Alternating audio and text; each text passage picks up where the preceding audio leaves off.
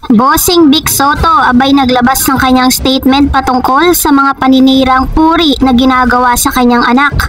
Narito ang kanyang mga sinabi. But before that, if you haven't subscribed yet to my YouTube channel, please don't forget to like, share, and subscribe at hit mo na rin ang notification bell. Of course, ngayong araw nga or October 6 nang nagpasa po ng COC. Ito po si Mayor Vico Soto ng Pasig, kung saan kasama niya ang kanyang ina na si Miss Connie Reyes at ang kanyang ama na si Bossing Vic Soto, na kilala bilang isa sa mga host ng Eat Bulaga, no? So dahil po dito ay hindi na rin po naiwasan ng ilang mga media men na matanong si Bossing Vic patungkol nga sa mga paninira na ginagawa kay Mayor Vico Soto. Matalino na ang mga Pasigueño at ang mga botante ngayon. Ito ang matapang na pahayag ni Bossing Vic Soto sa gitna ng mga intriga sa kanyang anak na si Mayor Vico Soto. Nangako ang veteran TV host comedian at ang dati niyang partner na si Connie Reyes na all out nang ibibigay nilang suporta sa kanilang anak sa muli nitong pagtakbo ng alkalde ng Pasig City. Sa katunayan, personal pang sinamahan ni na Bossing at Connie Reyes at Vico Soto nang maghain ito ng Certificate of Candidacy or COC para sa kanyang kandidatura sa 2025 election. Sa panayam kina Bossing at Connie ng media, sinabi nito na walang dapat ikabahala ang publiko sa ikatatlong termino ni Vico bilang mayor ng Pasig. Hindi raw sila worried sa paninira sa kanilang anak, lalo na ngayon papalapit na ang eleksyon. Sabi niya, yung mga style bulok hindi uubra dito sa Pasig yun, sabi niya. Alam na mga Pasigueño kung ano ang tama, kung ano ang mali. Nakita naman natin ang pagbabago sa pagtakbo ng gobyerno dito, sabi ng Eat Bulaga Davercad host na si Bossing Vic. Ang mga old style na politika, wa-effect na dito sa Pasig. Matalino na ang Pasigueño at ang mga botante ngayon, dagdag pa niya. Para naman sa mga veterans, or para naman sa veteran actress na ina ni Vico na si Miss Connie Reyes, I lift everything up to the Lord all the time. I have peace in my heart. My son has peace. We know that we are doing, he knows what he's doing, so nothing to worry about. God is in control, sabi pa niya. Ito naman ang advice si Bossing Vic sa kanyang anak na public servant. Keep up the good work. He's doing a good job.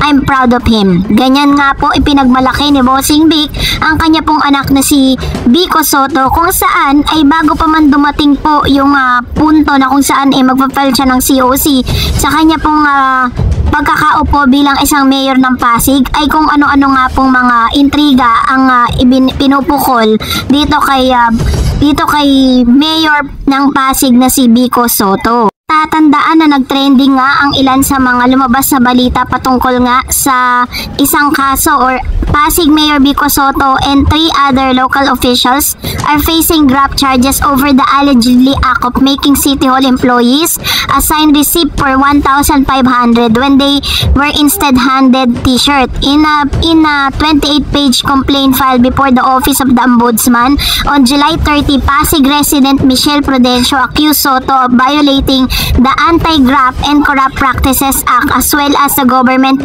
Procurement Reform Act. Also charged were Human Resource Head Elvira Flores, City Administrator Jeron Manzanero, as well as Bids and Award Committee Head Josephine Latin Bagawasin. So sinasabi po nila dito na ito daw pong si Vico Soto or Mayor Vico Soto ay kinasuhan po nila ng anti-graft and corruption patungkol po dito sa t-shirts na tinatawag. Prudential said local government employees should have been given 1,500 in allowance for the purchase of uniform or costume and other related expenses during Pasig Foundation Day. So dun po siya nasilip. The Prudential allegedly that on June 28, the Human Resource Department distributed t-shirt on the City Hall employees instead of cash allowance.